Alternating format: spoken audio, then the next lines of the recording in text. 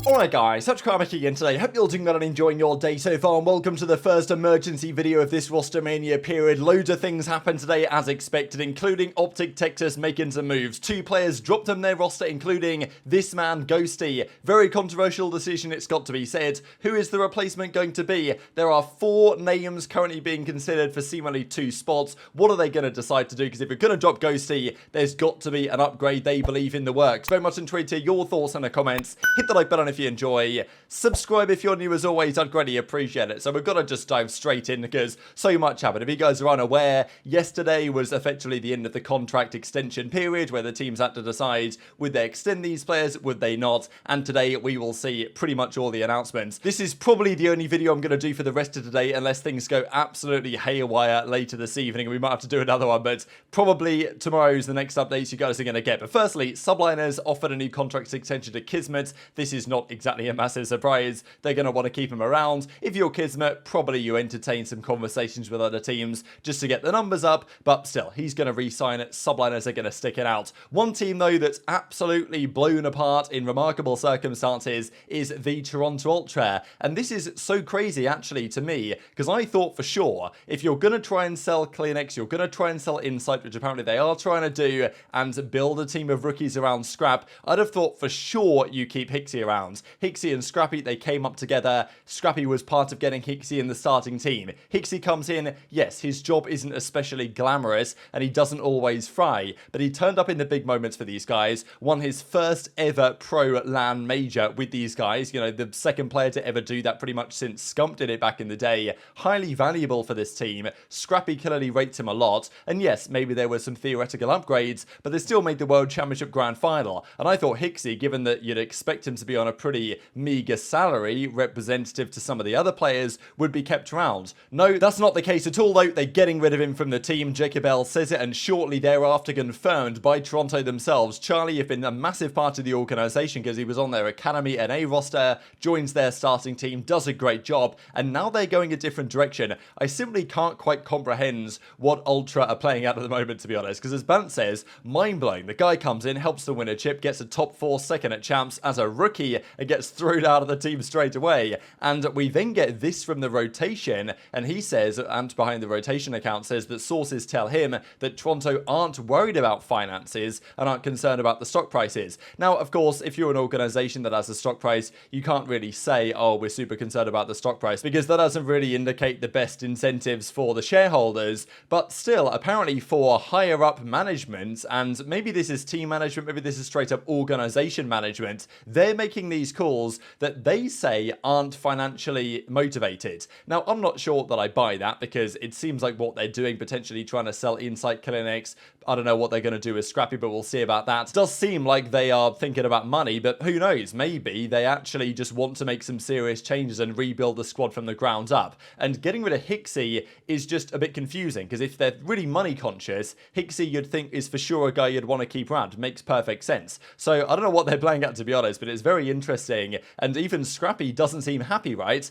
He's come up with this guy and he puts the facepalm emoji, right? Love you, brother. So basically says, like, you know, regretful this happens and is frustrated with the way things are going. So will Ultra entertain a trade for Scrappy? Because look, Scrap I'm sure wouldn't have been happy with Insight going, as he might not. CleanX I think will get bought out. The present rumour is to Thieves. That's a likely possibility, which does make a fair bit of sense if Envoy goes somewhere else, and we'll talk about that over the coming minutes. But whatever's happening at Ultra, you'd have thought that, you know, keeping Scrappy happy to some degree would be quite important, and he's clearly not a happy man, is he? And if other teams come along with offers, would Ultra entertain those? Do they want to keep Scrap tied down, held hostage or whatever? Because, okay, he's signed a contract, not exactly like he's being held hostage, but he's not going to play his best cards if he's not on a team that he feels confident can win, and he's playing for an organisation that feels like has misled him in some respects by expecting these guys to stay on, and all of a sudden they're making sales left, right and centre. So really confusing. And even CleanX tweets this out as well, saying simpler times with him and Insight in the background, so kind of implying that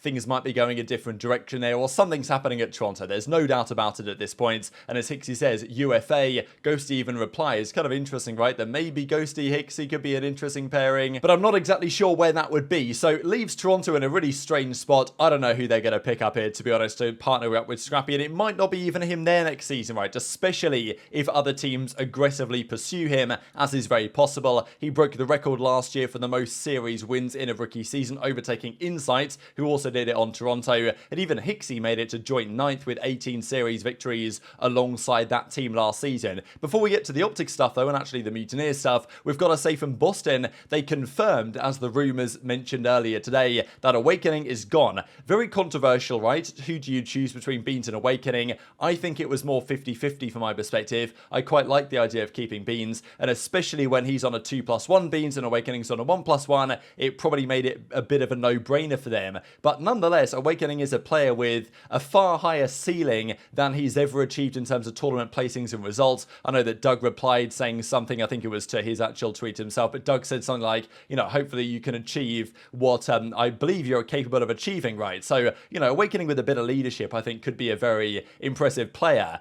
but it's not going to be Clayster. Well, it might be Clayster, but it's not going to be Clay on Boston. That's what we personally understand. If Clay was to join this team, as we heard about earlier today, this also from the Mutineers, so lots of teams confirming stuff. There will be more, I'm sure, later this evening and into tomorrow, but they confirmed that 4 of their guys, Brack, Capsidal, Fellow, and Havoc, are all gone. They're going to be UFAs, not extended. Willett and their coach, or their analyst Cheek actually, and their coach Willett have also been released. So wishing the best for all of these guys. This clearly sets up the Spanish iteration of this team, because the only man to be extended is Vickle, of course, a Spanish heritage. Now, you can look at some of the Spanish guys they're going to try and bring in and say, well, actually, maybe Vickle is, you know, the 5th best of the guys they're going to try. But I thought Vickle did a pretty commendable job at the end of this season, and the way things have worked out for him with the Spanish connection and everything, it's looking pretty good for Vickle to stay around the CDL, right? And probably that will be on the Miami Heretics. All these guys are gone. I feel like of all these players, Capsidal, I would say, is the most likely to get a spot somewhere, because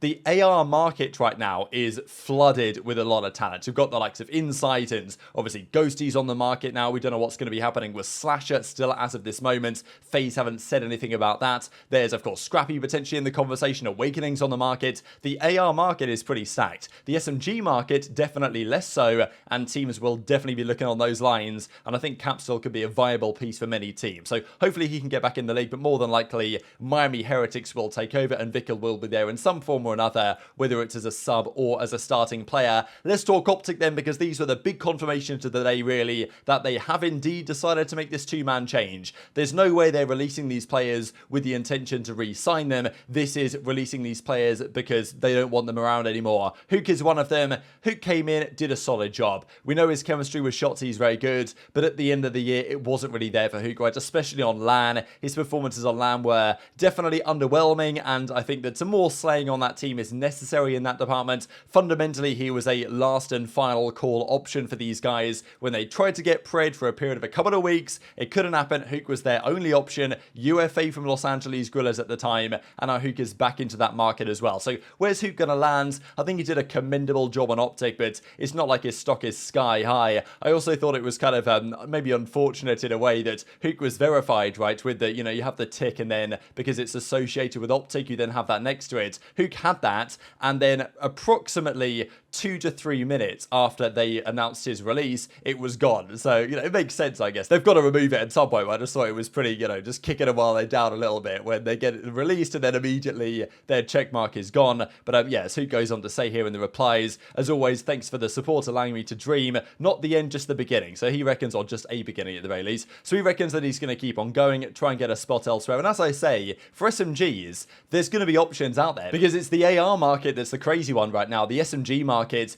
there are options potentially available, and even as Scump says, he came in and did the thing, smoked methods, right, in the match they played together, right, way back before Scump retired, and, you know, it was a pleasure to get to play alongside you for that short period. Wishing you the best going forwards. The other one, though, that I was wondering all day, really, would OpTic actually do this? Because you guys remember when Dashy got dropped last off-season. I remember they dropped Dashy and released a podcast the same day. There was so many dislikes on it. The entire comment section was saying, how dare you drop Dashy, like you don't understand the fan base, you got to bring him back and all this. And they did bring him back. I don't think that was necessarily because of the fan reaction, but it's always a debate with OpTic, right? How much the fan base can sway what they're thinking. And over the last few days, when the rumours emerged around potential Drazah for Ghosty, many OpTic fans, I would certainly say the majority, said this is a bad idea. Getting rid of Ghosty, big mistake. You'll live to regret it. People don't want Drazah, and they probably still don't want Drazah. And it might not be Drazah. We'll get into that. But I did wonder whether OpTic would would, you know, kind of bottle what they were planning to do just because of the bit of a backlash here. But they've followed through with it, right? And what we expected them to do has now transpired, and Ghosty is leaving the organization. I feel really bad for Ghosty in some sense here, because he's pretty much done everything you could possibly ask of him, right? Comes in as a rookie, brand new player to OpTic. Of all the organizations to join as a rookie, an organization that never takes chance on rookies. He comes in, immediately pretty much turns around their team, steps into, yes, okay, he's an AR role on that team alongside Dashy, but he was, I think, a main before this in challenges, and was never really used to doing this kind of IGLing role that he had to step into on OpTic. So he wasn't particularly familiar with the role he had to play alongside 3 legendary players in Call of Duty history to lead them in the way that he has. And they were the best team in the game for some time, especially online. They were the favourites for the event twice in a row, Major 4, Major 5, after having those 5-0 stretches, become the first team ever to have 2 back-to-back 5-0 stretches online, made 2 back-to-back grand finals. Okay, they fell short in both of them, and in fairness, had Major 5 and Champs gone better, probably Ghosty's still around. I think he honestly did everything you could realistically expect of him, because he turned up to Champs and was their best player. Is that to say, though, that you can't improve from Ghosty? And as he says here, this rookie season was an insane opportunity, couldn't have been more blessed to compete for the green wall. Thanks Hex for the chance, unrestricted free agent. So Ghosty's stock is in a very good place. I think he'll get a good spot. But I know people are saying, oh, he's going to go to FaZe and all this, and I'm like, I'm not sure I quite see that. Fundamentally, Ghosty's still a rookie. I'm not choosing him over Slasher, personally. And his numbers this year were pretty good. 0.95 in some of the respawns, just over a 1 KD in the Search and Destroy. Did a very solid job for the team, absolutely, but wasn't exactly spectacular. And there's a lot of people who seem to think that Ghosty is like undroppable, and I don't quite see that if you can drop him for what are, I think, better options out there fundamentally. Ghosty might be one of the best flexes in the game, whether the way he performs, but if you can get the number 1 or the number 2 flex in the game, then I think you've got to consider the Pack-a-Punch. And I've said it before that with OpTic, the way they ended their season is a one-man change. Huke for Pred, Huke for Envoy enough? I'm not so sure it is, even if that means making a change that you don't necessarily want to make. So as Scump says, pleasure getting to know you, but Ghosty is now gone. Will the OpTic curse run it back next year? Because we look at these 2 fellas, we look at iLLeY, right, who is technically released, we look at Rambo. Those are the 4, right? You've got Ghosty, Huke, iLLeY, and Rambo. One of those 4 will win champs next year, at least based on the OpTic curse. Maybe it's multiple of them, who knows if they team up or something. But yeah, definitely a tweet that gained a lot of interaction here, and understandably, because they're gone, and I think Ghosty of all of those is the most likely, right? I think Ghosty can join a good team. I think that he can improve next year. But do I think that it's impossible to upgrade from Ghosty? I don't. And I think that they can, and I think that's what they're planning to do. And even as Scump says on stream, there's going to be some super teams. So the way he looks at it, what he's heard potentially with OpTic and with FaZe and these other guys, they are trying to stack their team with top 15 players in the world. And that comes down more than likely to 2 candidates for each role. As far as I see it, there's 2 players that will, okay, Octane maybe, but I doubt it. I don't think it can work with Dashy personally. I think there's 2 players. You've got Drazah, you've got Scrappy. Those are the 2 options in the flex role, and they must be confident they can secure one of those guys, because otherwise, I don't think you get rid of Ghosty. Drazah has been the one linked for some time, and I know there's lots to talk about the leadership and the communication, which is a very valuable asset indeed that Ghosty has, that I'm not necessarily sure Drazah does, but I think Drazah's better at search. I think he's better at respawns. He is a world champion. I get that one for sure, and Scrappy is just so talented and, you know, so entertaining that he's kind of impossible to ignore. So I think that Ghosty will get replaced by one of those 2, and then Huke will get replaced, I think, by one of Envoy and Pred. It's either going to be Envoy, it's going to be Pred. That's the way I see it. I think if you're an OpTic fan right now, and this might change, but the way I'm looking at it is that it's going to be Shotzzy, Dashy, one of Drazah and Scrappy, and then one of Envoy Pred. That's how I see this team going next season. And I definitely think that Ghosty will land on his feet on another good opportunity. I'm not sure he's going to get a spot on a real top team theoretically, but it's definitely possible. I think he did a stellar job, and I think it is pretty harsh on Ghosty, the eventuality that's occurred. But obviously they think they can upgrade, and I can understand their thought process in trying to do so, depending on the options they end up going with, which we will see probably in a week or so's time, because no one can sign a contract for another week. So plenty more to come here in this Rostermania period. That is where we're going to leave it for this evening, unless anything absolutely wild happens. Very much interested in your thoughts in the comments. Hit the like button if you enjoyed. Subscribe if you're new. Take care, and I'll see you next time.